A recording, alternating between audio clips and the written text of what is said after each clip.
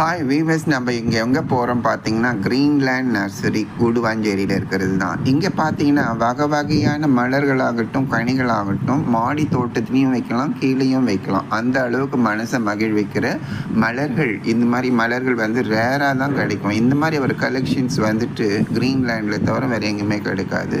மக்கள் எல்லாருமே தேடி தேடி அங்கே வந்து வாங்கிட்டு போகிறதுக்கு காரணமே வந்து ஒரு யூனிக்னஸ் இருக்குது. அவங்க கொடுக்குற குவாலிட்டி ஓரியன்ட் இருக்குது.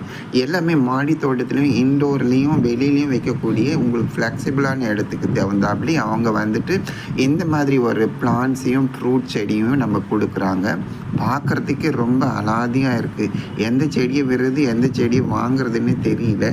ஆனால் இங்கே சின்ன சின்ன செடியில் கூட தொட்டிகளில் கூட பழங்கள் வருது. இது பாருங்கள், சாத்துக்குடி, லெமனு, ஸ்ட்ராபெரி, இது பாருங்கள் மல்பெரி, இந்த மாதிரி வகை வகையானது. இந்த பாருங்கள் மாம்பழம், எவ்வளோ சின்ன செடியிலே எவ்வளோ பெரிய மாம்பழம் வந்திருக்கு பாருங்கள். பப்பாயா. ஸோ இதெல்லாம் வந்து ஹெல்த்தியான ஃபுட்டு, ஃப்ரூட்ஸும் கூட. இதில் ஹெர்பல்ஸ் கூட இருக்குது நிறைய.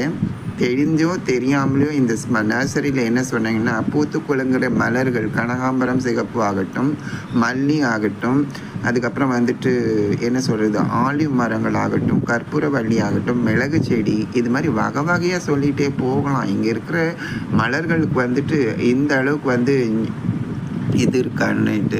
இங்கே இன்னொன்று பார்த்தேன், இங்கே வந்துட்டு பார்த்ததில் என்ன சொல்கிறது, இந்த திருச்செந்தூர் முருகன் கோயிலில் கொடுக்குற இலை கூட இங்கே இருக்குது. பன்னீர் மரம் சொல்லிட்டு மணி பிளான்ட் இருக்குது. மனதை மகிழ்விக்கிற செடிகள், இன்டோர்லேயும் அவுட்டோர்லேயும் வைக்கிற செடிகள் வகை வகையாக இருக்குது. என்ன சொல்கிறது ஏது சொல்கிறதுன்னே தெரியல.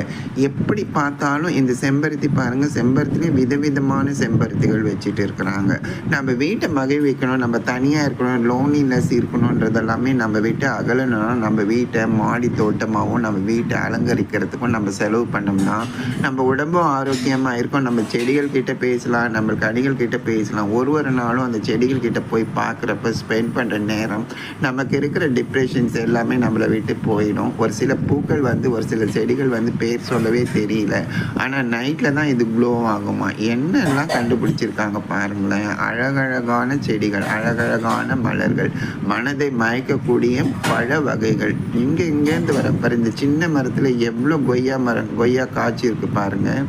கொய்யாவாகட்டும், சப்போட்டா ஆகட்டும், மாம்பழம் ஆகட்டும், விதவிதமான பேரில் விதவிதமான ருசியில் இவர் செடி வச்சுட்டு இருக்கிறாரு.